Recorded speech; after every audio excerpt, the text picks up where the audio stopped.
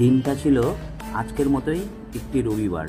আমরা চলে গিয়েছিলাম শ্রাবণ মাসের শুরুতেই লাটাগুড়িতে মহাকাল মন্দির দর্শনের পর আমরা মেটলি নামক একটি পাহাড়ের উপরে গিয়েছিলাম। গিয়ে দেখতে পেলাম এরম সুন্দর একটি শিব মন্দির।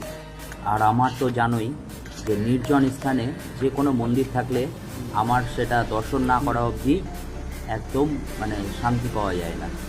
পাহাড়ের নিচ থেকে দেখলাম যতটা সুন্দর লাগছিল, উপরে উঠে দেখলাম যে আরও মন ভরে গেল। সত্যি ভোলে বাবা অনেক উঁচুতেই থাকে। চলো সবাই মিলে এবার বাবার দর্শন করি।